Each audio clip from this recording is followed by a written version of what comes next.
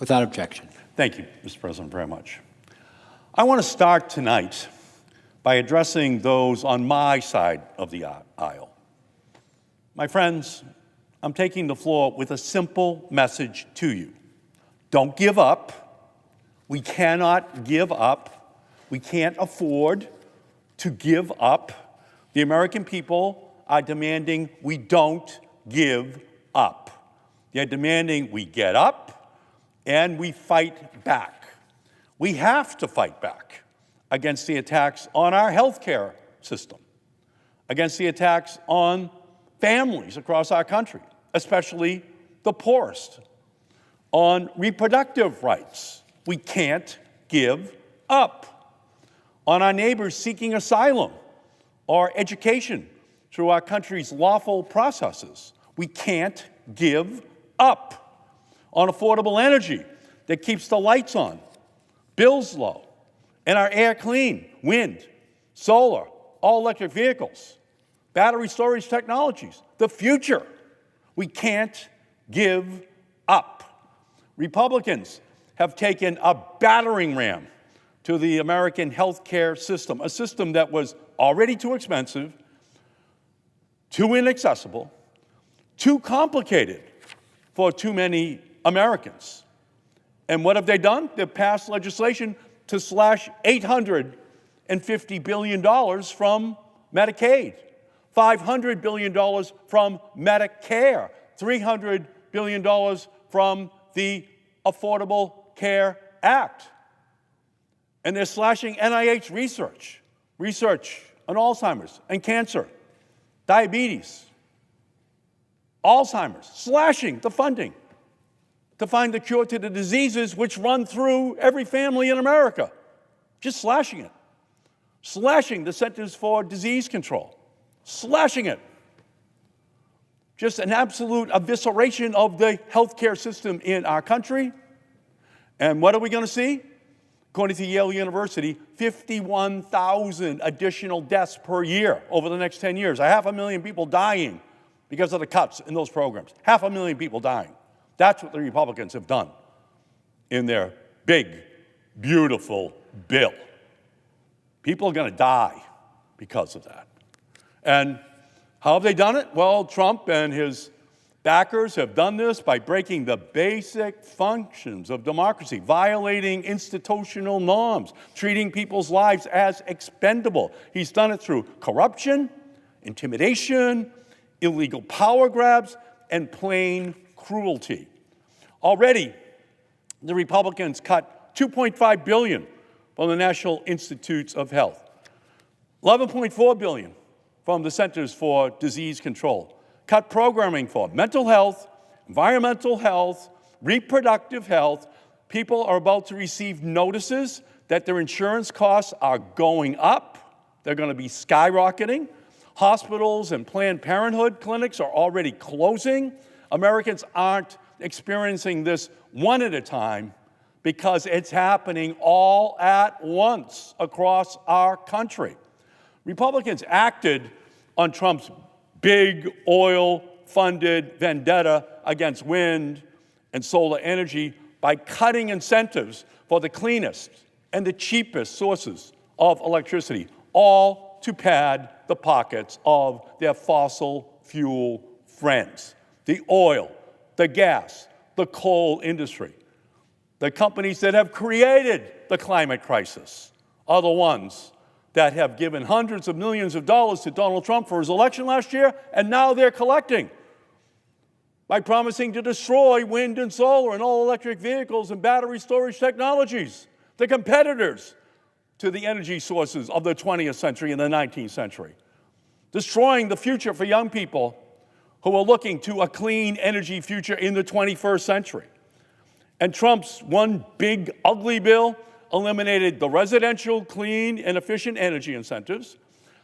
They ripped out the funding for heat pumps.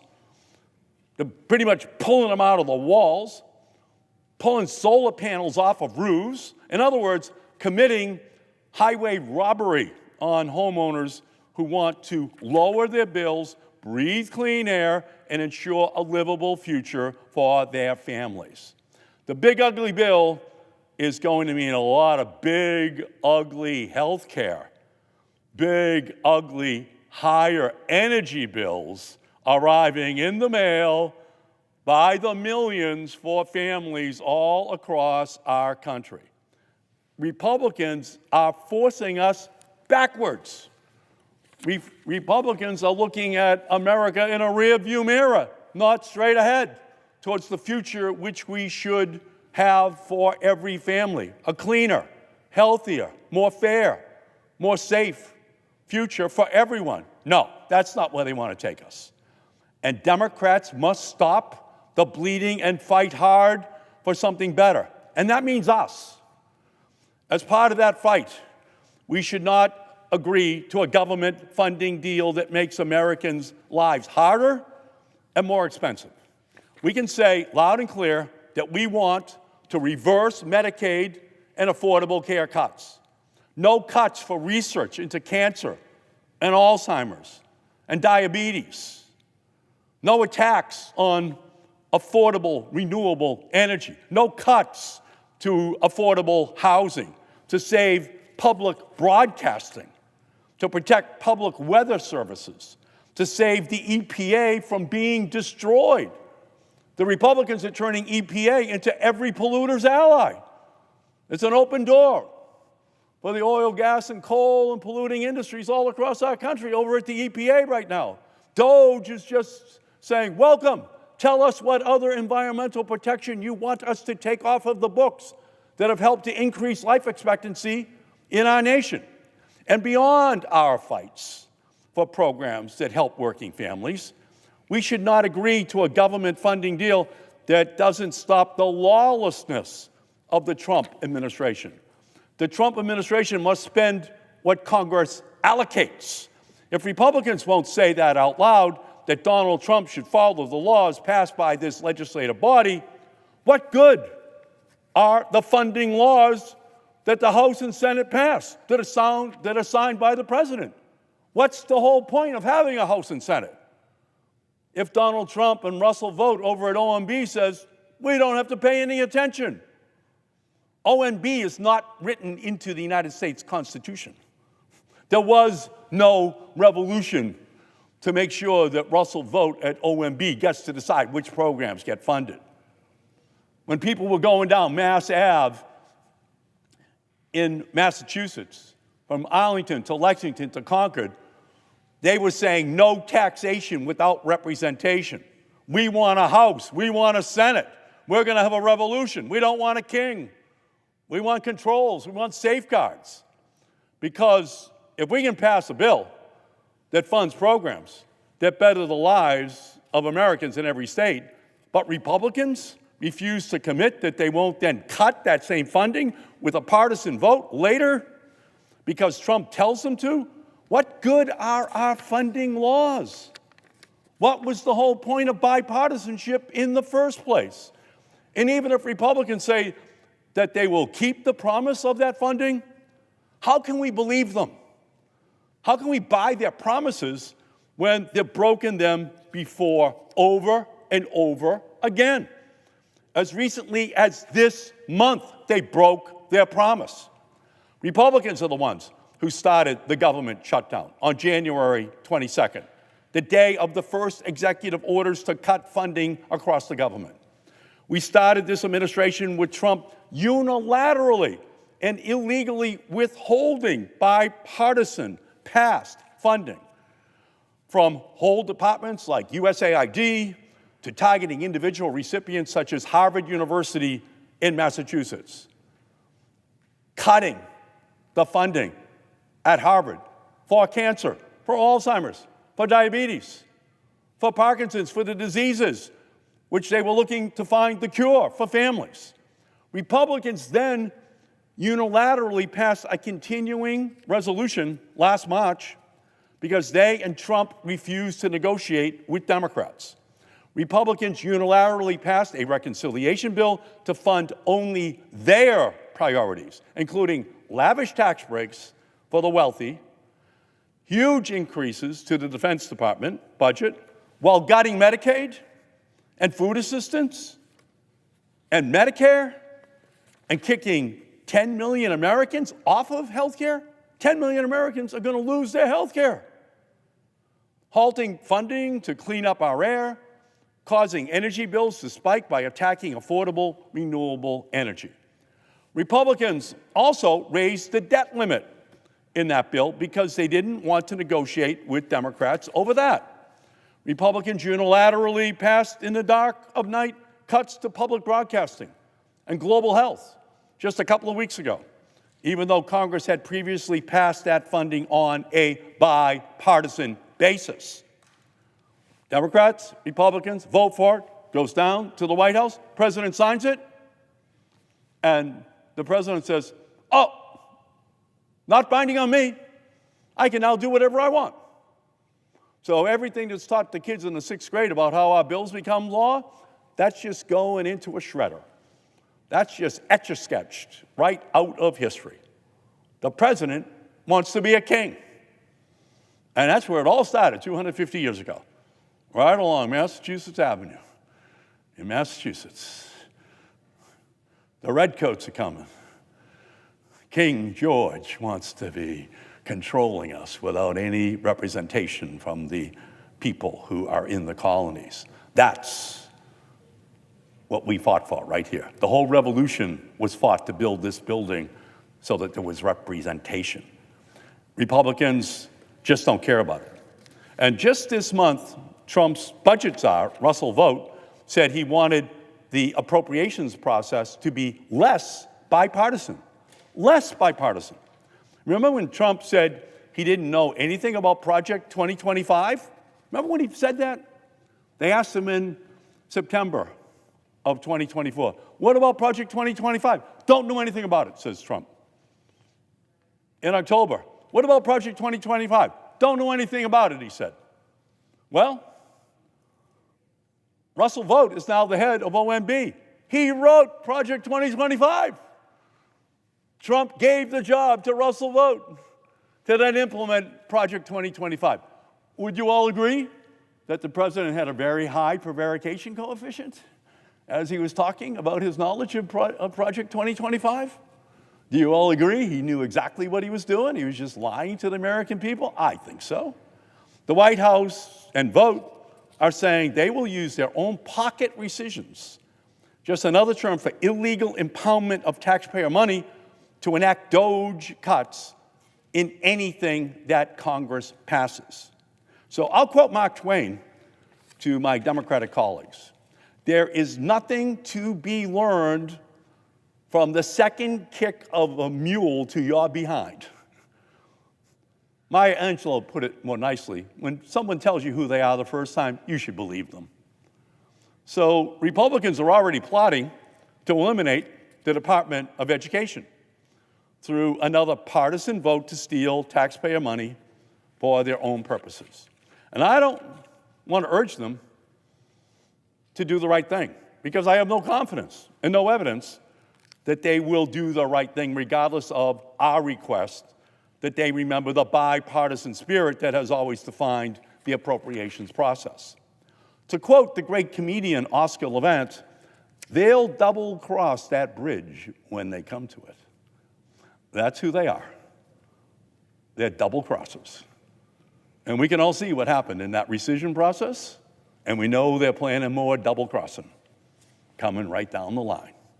Republicans are asking us not to believe our own eyes that have seen them cut funding to our states and to programs that save lives in our country. They're asking us not to believe our own ears that have heard them say they're going to cut and they're going to withhold funding for our special needs students, for cancer research, for farmers. Republicans and Trump do not care about working with Democrats. When they say bipartisan process, what they really mean is we're going to do whatever we want to do. We're the Republicans. We're in charge of the whole country. We don't need to talk to anyone. And Democrats don't have many tools, being in the minority. But an important one is doing everything we can to slow down this Trump march to increase costs, lost health care, and ultimately an economic catastrophe.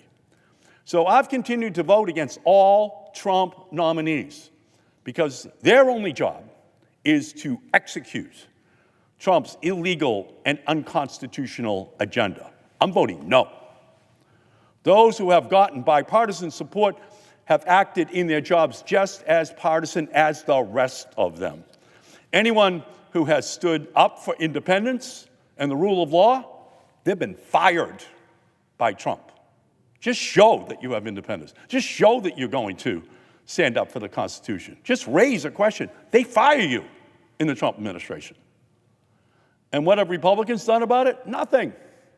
More nominations for more unqualified candidates. I wasn't aware that Donald Trump placed one of his tariffs on courage because we appear to be experiencing a Congress-wide shortage. And that is what is troubling, I think, to the American people, because that is what is going to cause the problems that are about to be seen across our nation. The Trump administration thinks Congress is irrelevant. And unfortunately, Republicans don't appear to have any interest in disabusing them of that notion. Just look at the Department of Energy. This month, the Department of Energy announced openly that it is ignoring the appropriations law on funding for wind and solar and all-electric vehicles, or as young people call it, the future. Only today, the Government Accountability Office said that the Department of Energy broke the law by failing to distribute funding for the Renew America's Schools program as directed by Congress. We have to ask ourselves, how is passing another appropriations law going to address that lawlessness? It's like the definition of insanity, doing the exact same thing over and over again and expecting different results. And it's not just about budgets. It's not just about dollars and cents. It's about common sense. That's what we're going to have to bring to this process. Because Trump and his henchmen have been on a deregulatory blitz. The latest, and perhaps the most egregious, is the Environmental Protection Agency's Administrator Lee Zeldin's announcement this week that the Trump administration is repealing the finding that climate change endangers our lives and health and safety. That's like a doctor repealing the finding that smoking causes lung cancer. But that's the head of the EPA under Donald Trump, working for the oil, gas, and coal industry. Or a firefighter repealing the finding that a lit match can burn down a house. That's the head of the EPA for Donald Trump. He says there is no such thing as climate change that needs any kind of action by the American people for the next generation of Americans to protect them. To you, all I can say is you can try to censor information. You can try to silence scientists, and they're firing them, the biologists and the chemists at the EPA by the hundreds. They're just firing all of these people who were summa cum laudes in college, all the kids that sat in the first row in your high school class, all those biologists and chemists, they're firing them all. They don't want to hear about climate change. They don't want to hear about the science. So you can try to bury the facts. You can try to bury the reality, but you can't change that. You can't change it. The endangerment finding is backed by science. The endangerment finding is backed by law, and it has withstood every single attempt to challenge it so far. And you're saying, what's the endangerment finding? Well, in Massachusetts versus EPA, a Supreme Court decision in 2007, the Supreme Court ruled that the EPA had to determine, does greenhouse gases in large amounts endanger the lives and well-being and welfare of citizens in the United States? And the EPA made that finding under Barack Obama, using science, saying, yes, that there is an endangerment. And that's the law that we've operated under for 15 years. That's why we have cleaner cars. That's why utilities don't send up as much pollution into the air, because of that finding. And that's why we've lowered the temperature, lowered the thermostat in the United States and across the planet. We've just reduced the temperature. Well, the endangerment finding gave the EPA the power to regulate planet-warming greenhouse gases as air pollution under the Clean Air Act because climate change threatens our welfare. And that authority came from the Supreme Court of the United States. And driven by the devastation that climate change wreaked on its citizens, Massachusetts sued the EPA for not regulating the gases that contribute to climate change. And Massachusetts won. The Supreme Court agreed that the EPA was obligated to safeguard people from the actual and imminent threat that greenhouse gases pose to people everywhere, and that's known as the endangerment finding. And nearly 2 decades later, that danger has only gotten worse, more intense, more acute, more personal for everyone in our country and around the world. And we have to be the leaders, not the laggards. You can't preach temperance from a bar stool. You can't tell the rest of the world to do something if you're not doing it. You can't tell someone not to drink a beer or have a cigar in their hand if you have a cigar in your hand and a beer in the other hand. No one's going to follow you. That's where Donald Trump has taken us now on climate change. That's where Lee Zeldin has taken us on climate change. He's given away the moral authority, the technological leadership that should be the United States of America. And I've breathed that dirty air from wildfire smoke. I've seen horrible floods steal the livelihoods of Massachusetts farmers, and warming waters wreck the fishing grounds off of our coast of Massachusetts. I've grieved with those who lost lives in hurricanes, those who were forced from their family homes thanks to rising tides. Look at those families and tell me that this isn't dangerous. Look at those young people who worry about their future and see every year hotter than the last. Every year is warmer than the preceding one. And that's because the oil, gas, and coal industry continue to send more and more of these greenhouse gases up into the atmosphere. Look at the families paying skyrocketing electric and home insurance bills, wondering how they're going to keep their kids safe in a crisis and keep food on the table. Tell me their welfare isn't hurt by the climate crisis. This endangerment finding keeps us safe. It says there is danger and something must be done about it, because you can't fix what you won't face. There's danger from sending all of those pollutants up into the atmosphere. And then, like the ceiling here, it's captured. And then the heat is held in. And the planet gets warmer and warmer. And the fires become hotter and hotter. And the floods get bigger and bigger. And the storms get more and more violent because we keep the heat in because of the greenhouse effect of all of those pollutants. And this administration just continues to bury its head in the sand and will bury Americans along with it. We're going to lose a lot of lives. Now, we've discovered a second endangerment finding. Lee Zeldin and Donald Trump are a clear and present danger to the welfare of our nation today. I think it's pretty clear to young people that they have made their own endangerment finding. They know that Donald Trump is a danger to them. They know Lee Zeldin at the EPA is a danger to them. And how did they justify this decision in the White House when all the science in the world is against them?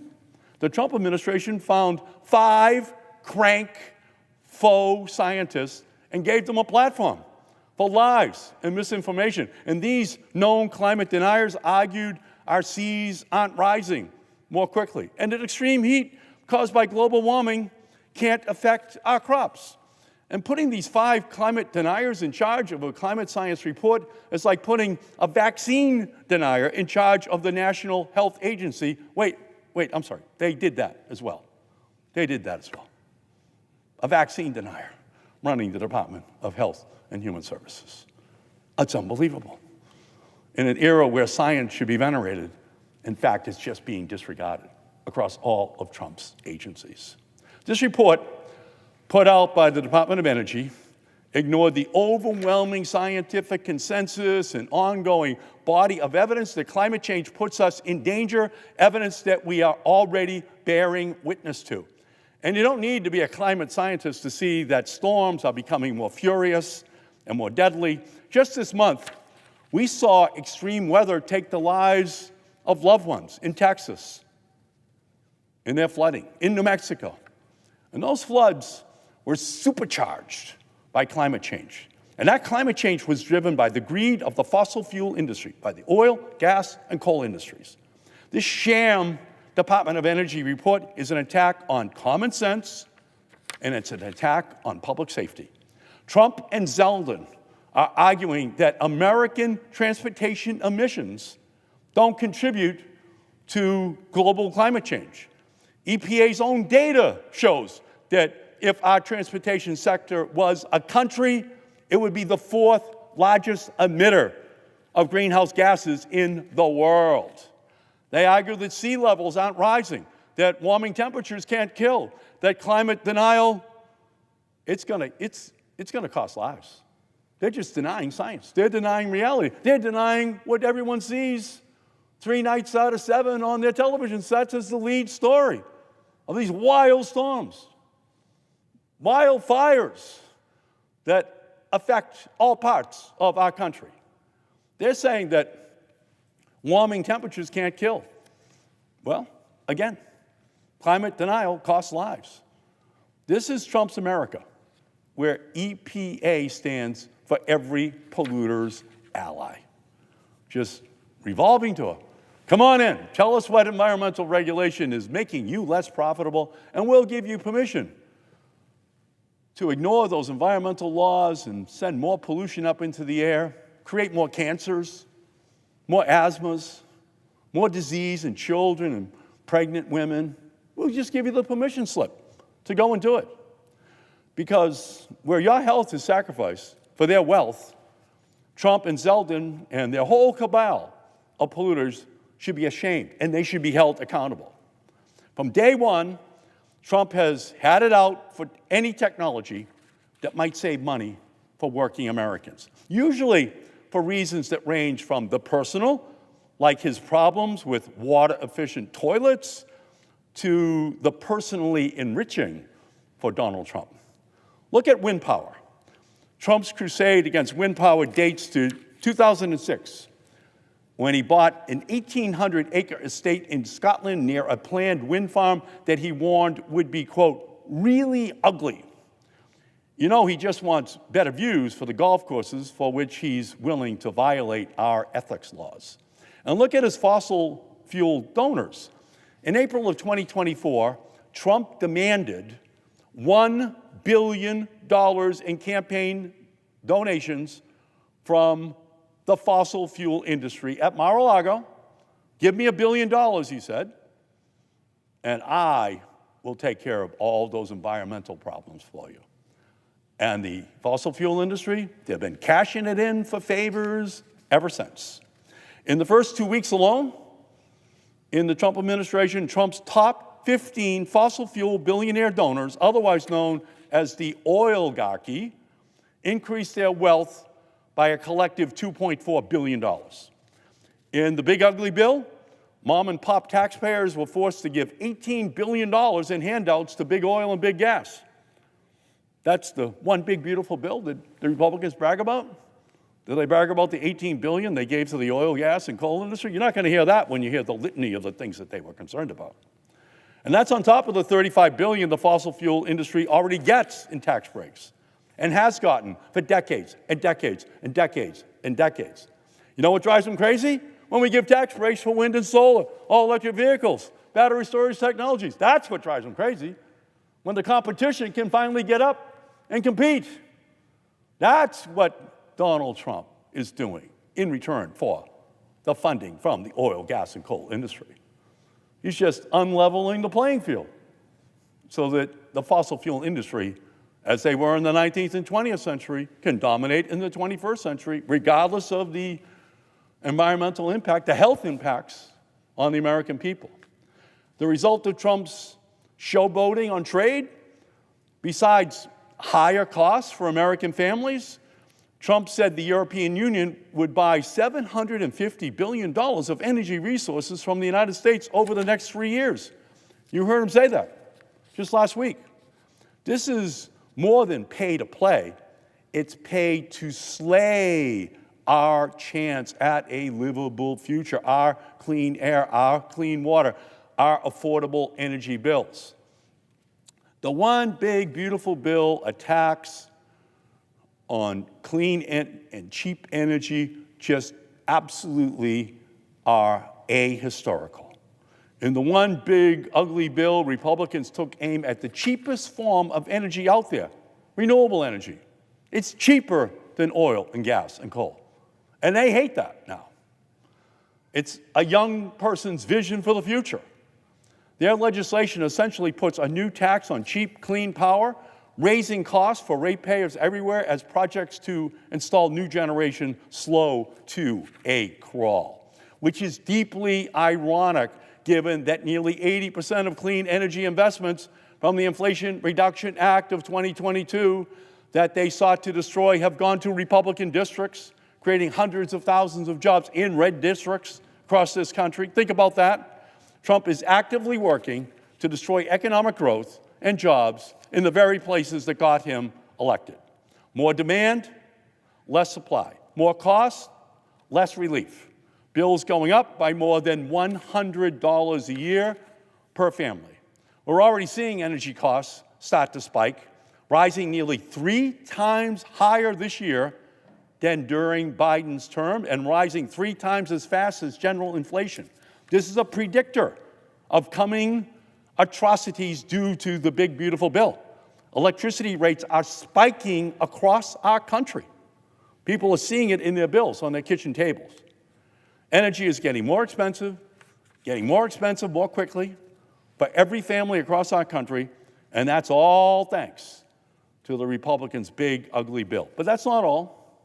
The big, ugly bill will increase emissions equivalent to putting 72 million new cars on the road and eliminates pollution reduction programs leading to approximately hundreds of additional premature deaths in our country every single year. This means more asthma, more heart attacks, more families losing loved ones, all because Republicans wanted to give billionaire polluters another bonus. Kill the new industries, Trump says. Big Oil says. Kill those new industries. And they did it. Undermining clean energy means all of us breathe dirtier air, costing Americans in expensive trips to the emergency room for asthma attacks, lost school days, lost work days. Asthma is already responsible for nearly 1.8 million emergency department visits, over 94,000 hospitalizations, more than 3,500 deaths annually. And what the Republicans have done in cooperation with Donald Trump is it's supercharging asthmas, visits to emergency rooms in our country. Cutting clean energy is making all of those health benefits go away. And the economic burden of asthma is staggering. Let me give you the numbers.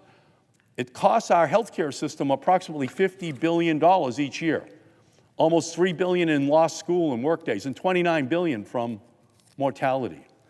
The cumulative impact of breathing dirty air from living near a highway or a power plant means your risk of lung cancer skyrockets. Nearly $24 billion was spent on lung cancer in 2020, and it cost each patient $200,000 on average. But wait, there's more. At the same time that the bill slashes Medicaid and slashes the Affordable Care Act, as it pays out to dirty, expensive energy that pollutes your lungs, it also cuts billions in historic investments from the Inflation Reduction Act in environmental justice and air pollution reduction programs, even at schools. This included the $20 billion climate bank that I secured with Chris Van Hollen in the Inflation Reduction Act, which is projected to spur more than $250 billion in public and private sector investment to create jobs, lower Americans' energy costs, strengthen our energy independence, combat the climate crisis, deploy solar, deploy charging stations for electric vehicles. That was the climate bank, which I was able to create with Chris Van Hollen. They want to eliminate that. They've taken it to court. It was working too successfully. Anything that's working to deploy clean energy technologies, they hate. Republicans also targeted clean car regulations that save drivers money at the pump. Instead of the dawn of the clean energy future, Republicans are sunsetting incentives that would spur clean domestic manufacturing for industries. This bill is on track to destroy more than 840,000 American jobs by 2030 in the clean energy sector. This is the largest job-destroying bill to ever pass Congress. Killed 840,000 new jobs. Never before has Congress done anything like this, deliberately, intentionally killing all of those jobs. And that means fewer manufacturing, solar installation, home efficiency contracts all across our country. States with the largest job losses, Texas, Florida, Indiana, Georgia, they voted to destroy the jobs in their own states. They were going to be the center of this revolution. That's where the manufacturing plants were. But the oil, gas, and coal industry, they said to Donald Trump, kill it. And each of them received, as it said in Godfather Part 1, they each got an offer they couldn't refuse. And so as a result, they voted to kill all of that job creation. This isn't a red state or a blue state issue. This is creating a national economic crisis. The states with the highest spikes in energy prices, South Carolina, Kentucky, Oklahoma, Mississippi, and Louisiana, their prices are spiking right now and have been, and are going to continue to spike because of this bill. This administration has made it trade-off clear. Your future for their profit. That's Trump's art of the deal. You give up your future, and we get to make billions. So this is absolutely something that young people in our country, the next generation, they're going to be devastated by these decisions. And it's going to unfold next year, 5 years from now, 10 years from now, 20 years from now. They're going to be looking back saying, what did that generation think? How could that Congress have killed wind and solar and all-electric vehicles? Because the Republican bill is going to make the United States a laggard, not a leader in innovation. Already, China is investing 4 times more than the United States in renewable energy. Instead of catching up and overtaking China, this bill will cede more jobs and progress to China. In fact, in 2024, China installed 357,000 megawatts of wind and solar. That's roughly the amount of wind and solar that the United States has installed in our country's entire history. China did it last year. You would think we want to take them on. You would think that's a challenge to the United States and our innovation, our entrepreneurial spirit. And instead, Donald Trump said to the Republicans, let's just surrender. Let's give up. Let's not compete in the energy sectors of the future. Let's let the Chinese sell the electric vehicles to the world. Let's let them sell the solar panels, the electric, the batteries, the wind technologies to the world. We're not going to do it. And by the way, he did the same thing with the biotech sector. When you slash the NIH budget, China is saying, thank you. We didn't like the fact that the United States was ahead of us. We don't know what we deserve to get this gift from Trump, but thank you for giving us the clean energy and biotech future for the 21st century and asking for nothing in return. That's what Trump just did. That's what the Republicans are doing out here. Between January and May of 2025 alone, China added 198,000 megawatts of solar and 46,000 megawatts of wind. China now has more than 1 million megawatts of solar energy on the grid. China also produces 80% of the world's solar panels. Do you want to compete with the Chinese? No, says Trump. I don't want to compete. I don't like solar. I don't like wind. I don't like batteries. I don't like all-electric vehicles. I don't want to compete. America, we're 5% of the world. Let's just control the 5% of the world that is the population of the United States. Let the Chinese have the other 95% of the world for the clean energy future for the 21st century. That's the decision the president made, and the Republicans went along with it just this month. By contrast, the United States has approximately 1,200 gigawatts of utility-scale power on our grid. The United States added only 50,000 megawatts of solar and 4,000 megawatts of wind throughout the entirety of 2024. Not too shabby, but only a fraction of what China was able to accomplish. China sold over 11 million electric vehicles in 2024. China continues to be the world's EV manufacturing hub and is responsible for more than 70% of global production of electric vehicles. The United States remained a net importer of electric cars, with imports increasing by nearly 40% in 2024. How are we going to catch up if Republicans would rather hamstring the industry? We're not close to winning this race. The Republicans won't let us even get to the starting line. In fact, they don't even know where the ball game is. They're still driving around trying to find out where this game is. It's as though they don't understand that the Chinese are targeting our key industries, biotech, clean energy. And instead of responding with a plan, and we can beat China with a plan, you can't beat them without a plan.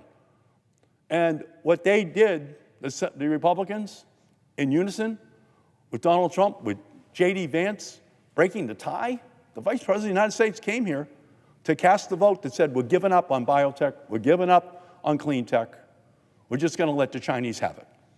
Just absolutely insane economically. So, since the start of the Trump administration through April 2025, the Trump administration has already cost America more than 62,000 clean energy jobs, over $14 billion in private sector clean energy projects. And these vanishing projects were winners for the grid, for your wallets, for our economy. In 2024, 94% of all new electricity generation added was from wind and solar and batteries. That's 50,000 megawatts of solar, 4,000 megawatts of wind, 11,000 megawatts of batteries. So think of it this way. If you're the oil, gas, and coal industry, you're looking at 2024, and you're seeing 94% of all new electricity being wind and solar and batteries. It's driving them crazy, because this year would be 94%, and next year would be 94%, and the year after, and the year after, and natural gas would slowly but surely just recede into the rearview mirror of American history, and the coal industry would join them. So they hate it. They had to kill it. They had to kill the revolution that they said was never going to be competitive. And when it became competitive, they said, now we're going to kill it. Utility-scale solar, onshore wind are the cheapest energy technologies to operate and quickest to build, even without subsidies. Solar panels today cost 1% of what they cost 30 years ago. Can I say that? Solar right now costs only 1% of what it did 30 years ago. And these cheap, clean megawatts of power are powering our economy in red and blue states. And compare these with the fuels of the past. Last year, only 2,500 megawatts of natural gas were added and 0 from coal. That is a losing streak, if I ever saw one. Trump and Republicans like to characterize Democrats' interest in addressing climate change as quasi-religious. Well, here's the real gospel. Clean energy is not polarizing. It's popular in the polls. 70% of registered voters support the IRA, with over 70% of registered voters saying the U.S. needs to use more renewable energy than it does today. That's not religion. That is stimulus in solar panels. That's why Republicans are using every trick up their sleeve to rig the game while eliminating programs and incentives that lower energy costs and reduce pollution. An energy demand that is increasing, driven by power-hungry AI data centers and natural gas exports out of our country, Republicans are choosing to strangle America's supply of cheap solar and wind. And thanks to Republicans and their big ugly bill, wind deployment is expected to drop from 200,000 megawatts and solar by 150,000 megawatts by the year 2035, compared to prior estimates before they passed their bill. It's absolutely unbelievable. The stuff that was working and cheapest and cleanest, they're destroying. The stuff that's dirtiest and more expensive, they're giving tax breaks to. It's the opposite of what the rest of the world wants. And China knows it. They're going to be selling the solar panels, the all-electric vehicles, the batteries, the wind to the rest of the world, 95% of the population. And we're pulling out of that competition. This is economics 101. High demand plus low supply means higher energy prices for everyone. forcing families to pay at least $130 more per month on their energy bills in 5 years and $170 more per month in 10 years. It goes even beyond the big ugly bill. We're living in their big ugly world.